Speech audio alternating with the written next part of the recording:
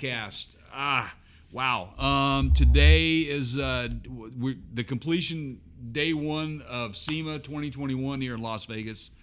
And man, coming up on our show today, we're going to discuss some of the events that we were involved in, namely the Toyota press event, the Ford press event, the Lexus press event, and then some of the other things we're going to be doing tomorrow.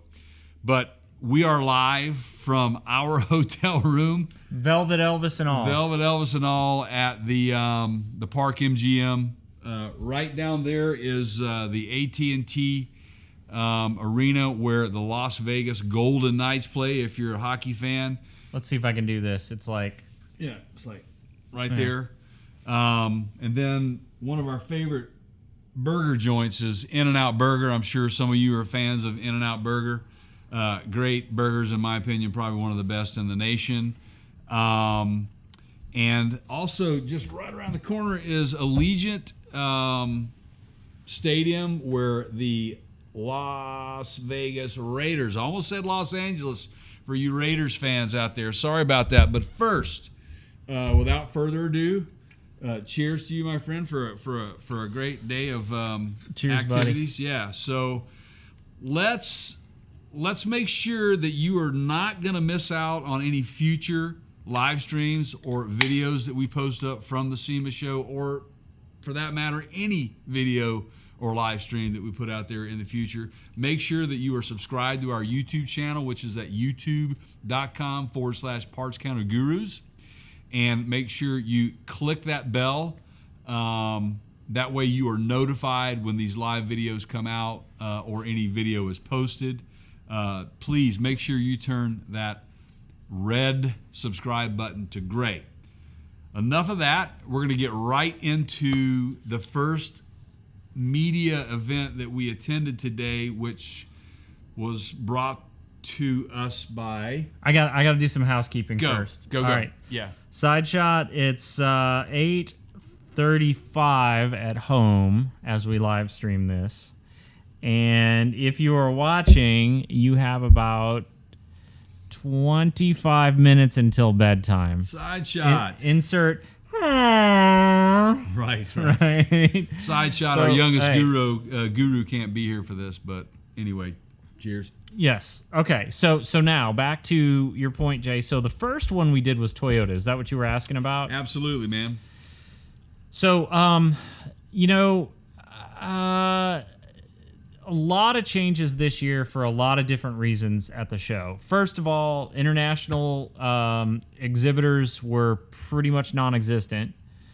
Then you have... I saw a lot of people, sorry to break in on you, that I recognize from past shows, previous shows that obviously have residency here in the U.S. Oh, yeah. And they are they work for those organizations that are in other parts of the world that their staff and management teams and production teams can't be here. But anyway, it is definitely a downsized version of from a number of people, but I didn't see it too extremely downsized from exhibitors. You can tell there's some holes. But yeah, there's a few bare spots. So they're doing their best. They've got celebrities showing up. We'll get to more of that in a minute to try to draw the crowd in. But the other change that we saw was in how some of these big exhibitors chose to display what they brought, right? And they have some of them 20 minutes of live media coverage in a press in the form of a press conference, and that's all they get to basically say what they want to say. Yeah. Now, there's some big players in there that choose not to, and again, we'll get to that in a minute.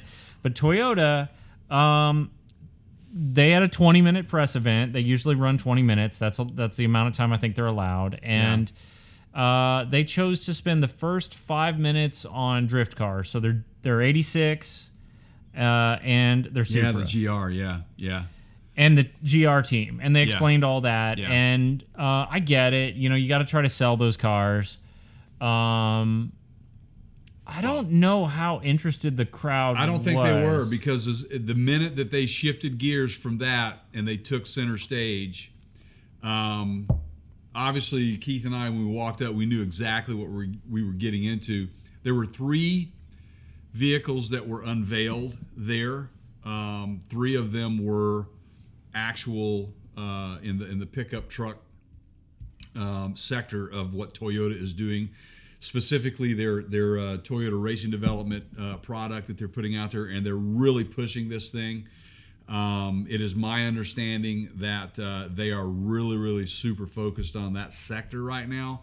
So the overlanding crowd must be extremely excited about it.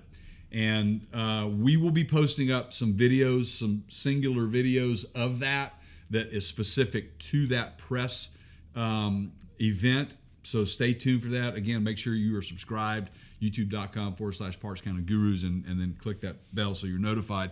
We've got some really good coverage of that.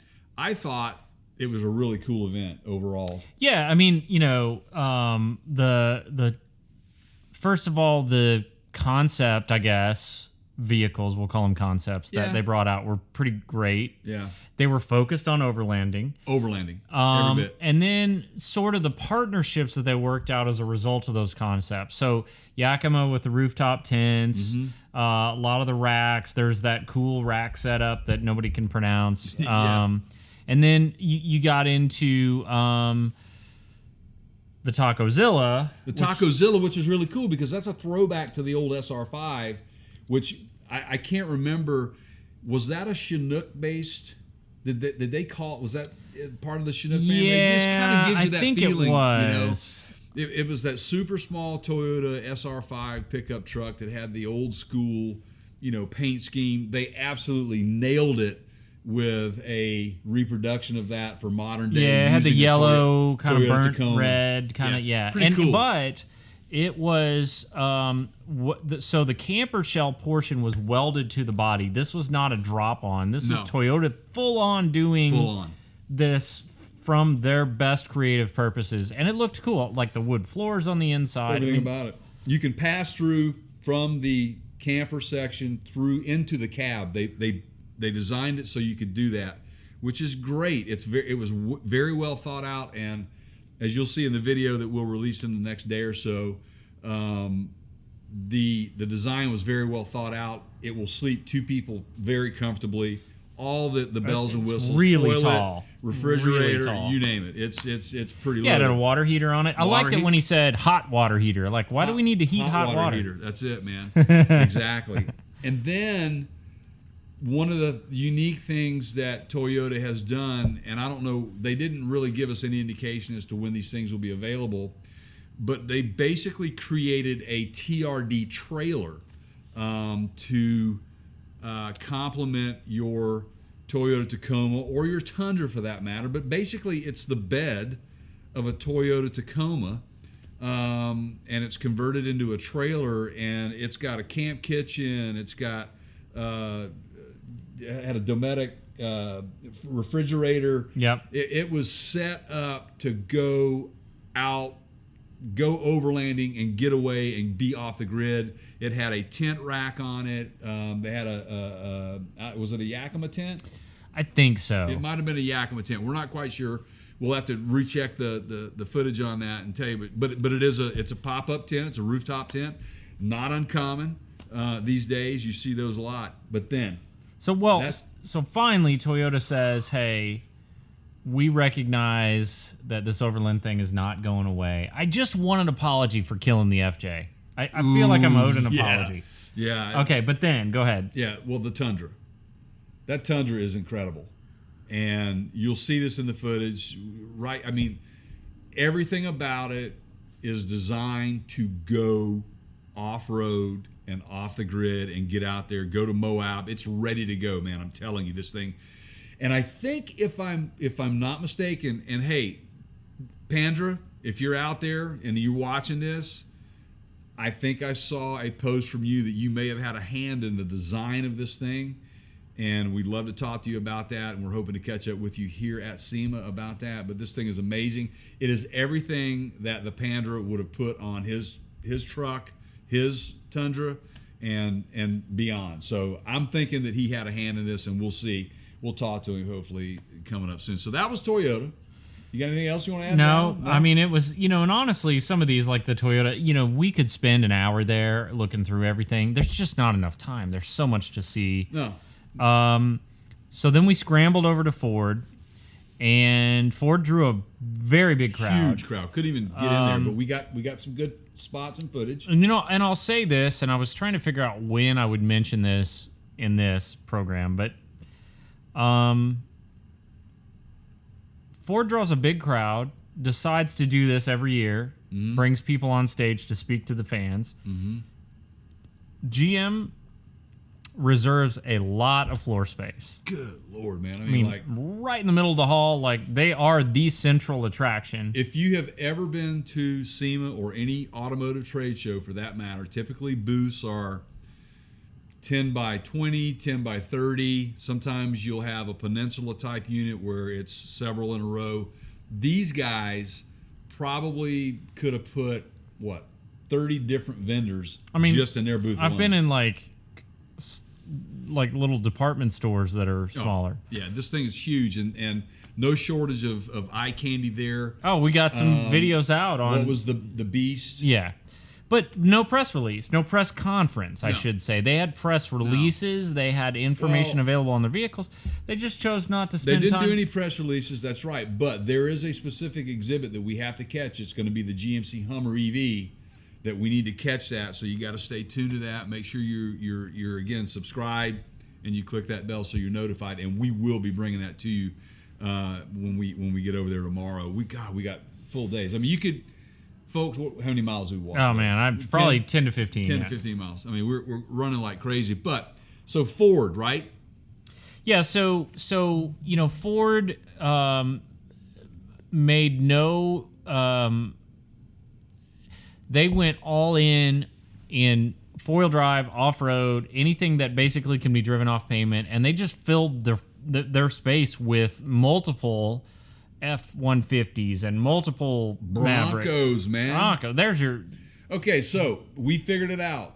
For all of you Bronco owners out there, if you want to know why there's a shortage on Broncos and you're not getting your Bronco delivered, they're here at SEMA 2021. There's a lot of them. Ford has gone out and over and beyond customization on some of these things.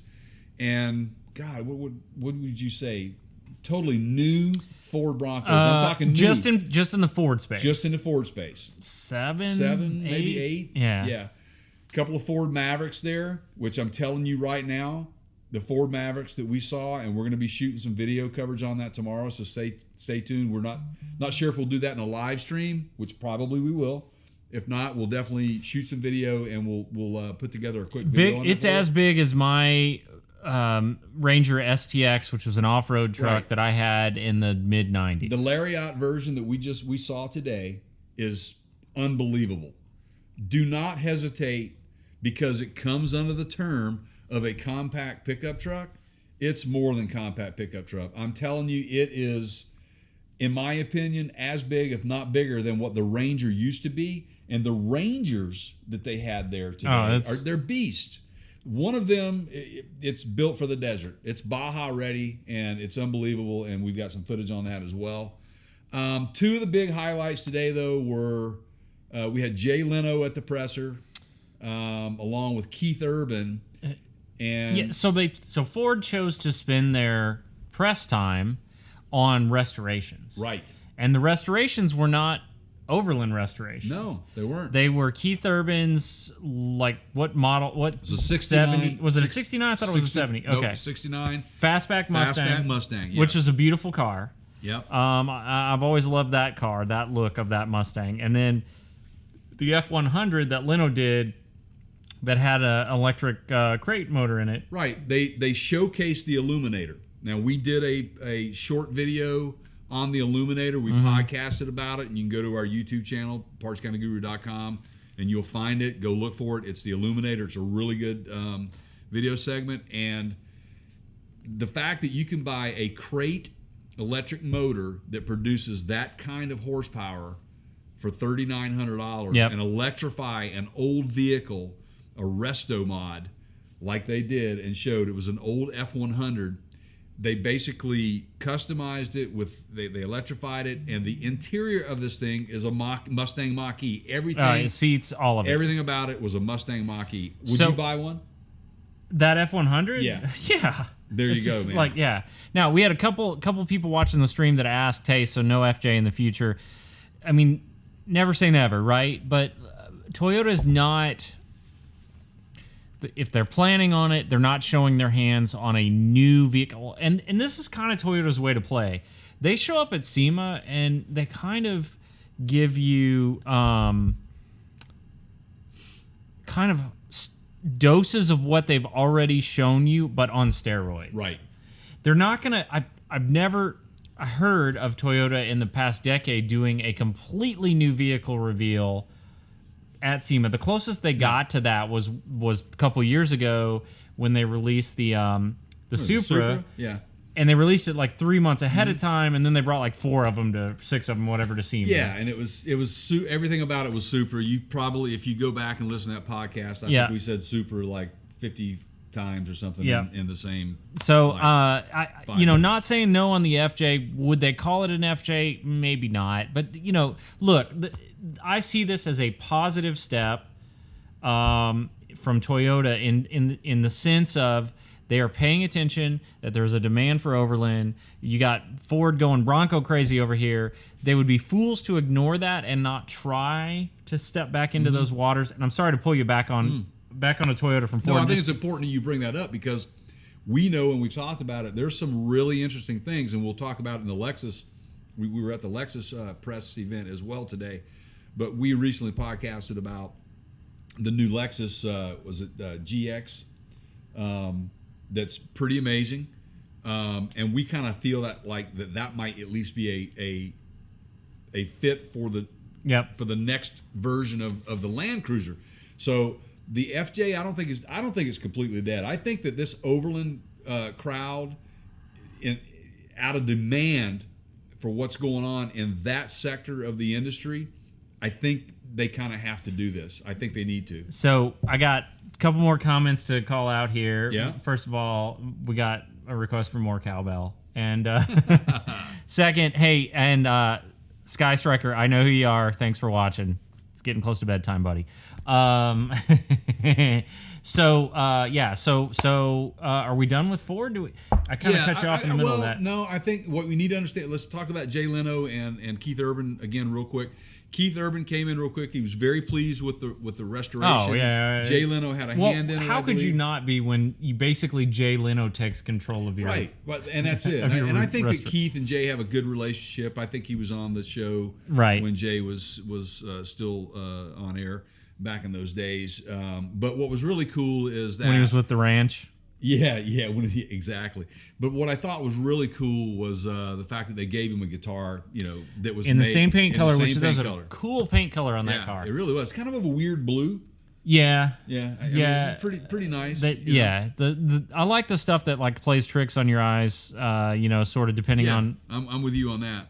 And then the other thing was Jay talking about the Illuminator electric motor that you could purchase as a crate type motor.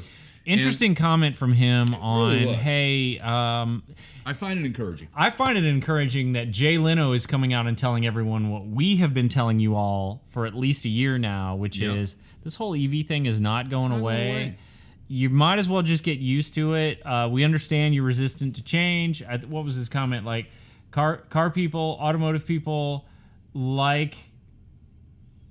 he didn't use the word innovation, but they hate change. They like pretty much. They like new things, but they hate change. Exactly. And his point was, you can still have your F100, your 71 F100 that's been restored. Or even something with like Urban's whatever, I don't know what engine they put in that, but it was a V8. Yeah, it was a V8. You can still do that stuff. Yeah, and you'll find that out whenever we run that video. Make sure you're subscribed. Interesting quote from him, and I don't know if this is true, but it's out of Jay Leno's mouth, that Henry Ford's basically development and mass production of the automobile saved the American horse. Did you hear him say that? Yeah, I did. Yeah. And he said there are now more horses in the United States than there ever have been before, but the difference is they're now all used purely for recreational for sport, right? That they are no longer used to pull wagons. Right. So he's trying to make the argument there and that there's more horses now. We're not going to ever be done with an internal combustion engine. I don't know if that's true, but that's the case he's making. I think the point that Jay Leno was trying to make, that out of what we might think now is a negative impact on our industry, can in some way have positive returns. And I think that that's his way of kind of supporting the direction that Ford may be going in and GM is going in, and that we're all actually going in. It doesn't mean that you can't have your cake and eat it too, because Keith and I both know firsthand the amount of power that you can get out of these motors, these electric motors.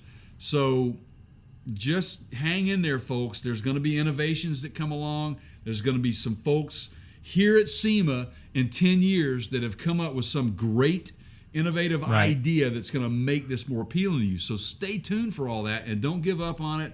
I don't think that gas engines are going to be a thing of the past for a while. I think you're still going to have that. And I also like the way that Jay put that, which was, hey, drive your electric vehicle throughout the week, but then drive your gas resto mod on the weekend. Right. And I think it's a good point that he's making. We may be able to find a happy medium altogether. So we'll see how that happens. So anyway, Lexus. We went to the Lexus press. Yeah, so they started. So first of all, they started with the GX. Yeah, which is a nice ride. We covered that. It's got the F side shot. Thank you for. F Sport. So you can get the F class in that, which is typically their racing performance. It's a class. good looking ride, man. I mean, it's an awesome ride. So they started there, and I felt like that was a good place to start. And then quickly moved on to, hey, we got 2 race car drivers here on our racing team, and we want to feature them in their cars in these cool, crazy paint jobs. And that was all true and cool. Right. But I just kind of wonder, it's like, how many people are showing up to watch? Yeah. I love racing, but everybody here wants to look at rooftop camping. Can it go off-road? How big are the tires? Yeah. I mean... Look, if you don't believe that about the overlanding, the off-roading guys and all that sort of stuff, and to see how this show has become dominated by that aspect of it, just watch our videos that are going to be coming out. And the only way you can do that is if you click that bell and you're notified when they come out. I'm telling you right now, it's huge, absolutely huge. But I just wanted to say that I personally was not that impressed with the Lexus press event. Now we had some. So we had an interesting discovery. So we have been telling everyone and doing our best to live stream, and we're able to pull one off today, but it was a little tricky. And what we think we're getting to the bottom of this. We carry our own hotspot, but there are so many people in this Las Vegas Convention Center that the cellular coverage is a little bit tricky. Basically, think about it like, it doesn't matter that you have your own internet if it's going through a cell tower at the convention center. It's like being at a sporting event, right? That's right, Or at an arena watching a concert, like trying to get text to go out or whatever. That's right. Yeah. There's just too much traffic, so it's really tricky to live stream. We're going to continue to try to do that, but we thought we had it all worked out, and then we went down to the Lexus event, and I mean, literally as close as it could have been from our media room, and then everything just kind of... It just crashed on us, but it's okay. We've made some adjustments today, and we're gonna hopefully, double up on what we had passenger planned. Pigeon with pictures of what we saw. Right. Back to the newspapers. Right? Exactly. Yeah. So it'll be interesting tomorrow to see how that pans out. We've got Lexus. I don't know, man. Okay, so not to hate on Lexus, and I know Sideshot loves them, and they make a good product. Mm-hmm. Don't you think, Jay, it would have been more interesting if they would have shown up with like that LS that's got the what do they call it, the co-pilot feature, and talked people through that? Or I would have loved to have seen the was it the NX? The F, right? That, I mean, that's a great no, race cars are cool. Yeah. I want to see what the consumer can buy. Right. Because that's it. What we're trying to do is bring to you your $1 million your race car. consumers. I'm not. I mean, we're not buying race cars. It's cool and stuff, and we like it, and that's great and everything. Right. But it was a kind of a, we've been talking about Toyota and Lexus for a long time. It's like, where are you guys at? Yeah, it's just a weird. The last two shows that we've actually been to, this one and 2019 before COVID, the Toyota BC. Yeah, the Toyota press event was not that interesting, but this one was a lot better because they really targeted, again, like their Toyota Racing Development Series, and all of the pickup trucks, and they brought that to our attention. We know that you guys like our trucks, and we're focusing heavily on it, and they're going to stay committed to that TRD, the TRD packages that are available for those vehicles. I can't wait, man. So, it's going to be fun. Let me throw this out there, because I know when we live stream these, then a lot of time we'll get a lot of views after we're done streaming. Right. So here's something I'm going to put out. Jay and I are at SEMA all week. What do you guys want to see? There's so much to see here that we can realistically, if we were a team of 10 people, probably not get to all of it. Right. The stuff that we think we want to do is we want to go maybe take a look at Elon Musk's Boring Company tunnel that they built underneath. Yeah, it's the. We want to go do the Hummer EV. We want to take a look at some of the. What else is on our short list? Well, we've got coming up. There's a product showcase from. There's a Quadratec Jeep debut. YJL Jeep, of course. Truck Hero. They've got some cool Overland stuff. Yeah. But what do you guys want to see? Like, we can go literally do a Bronco ride. Yeah. I think they're offering that, and try to film it. We can go get in a drift car and go till Jay pukes, and we can, I mean, what you SEMA fans out there, is there something that you want to see us get coverage of? Leave us a comment. Let us know. Tell us. We'll check it out. There's an endless supply of things to, Chip Foose is here and he's doing drawings, and I keep joking, but I actually think I'm going to go ask him to draw the Batmobile and just see what he does. Let's see. Why not? We'll ask him. We're going to go by there and see him, so stay tuned for that. So just leave us a comment. Let us know what you want to see. We'll get right on that, as they say. Absolutely. We also have something going on tomorrow. We may have a potential podcast live stream, maybe. If it's not a live stream, at least maybe a podcast and a video with our friends over at AERA. That's Automotive Engine Rebuilders Association. So these are the guys that are basically the engineering geniuses behind. While we are the parts counter gurus, these guys are the tech gurus. They know their stuff. Machining. They are in the business to rebuild engines. They are in the business to help you as a shop. It's pretty sciencey. It is. Yes, absolutely. They're there to help you guys get your job done and make that money, some of that good revenue. And we love supporting them. They have supported us. And so that's aera.org. They would love to have you as a member if you're a machine shop. It is definitely worth your while. So make sure that you check those guys, Steve and Chuck and Dave and Jim. All those guys over there at AER do a great job. We really appreciate it. So we're going to talk to those guys tomorrow. So stay tuned for that. How you can catch that is at youtube.com/Parts Counter Gurus, and hit the subscribe button if you are not subscribed. If you are subscribed, make sure you hit the notifications up there, that little bell up there. Yeah, so the bell will help, because this is where we're trying to go live as much as we can this week. And that's where that bell comes in handy. If you click the bell, then when we go live, you don't miss it, because that's why it's live. See, so you don't miss it. So that's it, man. So that's kind of a wrap for day one, SEMA 2021. I'm so glad to be here, man. Yeah, it's man. A lot of fun. So, I mean, a lot of video to edit, a lot of content, a lot of stuff to check out. Cheers, buddy. Cheers to you, man. We're gonna go get us a meal. Try to get a little rest. I think we're running on about maybe 3.5, 4 hours of sleep from last night. We stayed up late trying to get our equipment ready. Oh, we'll both be doing video edits tonight to get more stuff out. Again, all that's coming out, content on the YouTube channel, so make sure you're subscribed. See you in the morning, everybody. Yeah, we'll just see you tomorrow. Stay tuned. All right. Take care, everybody.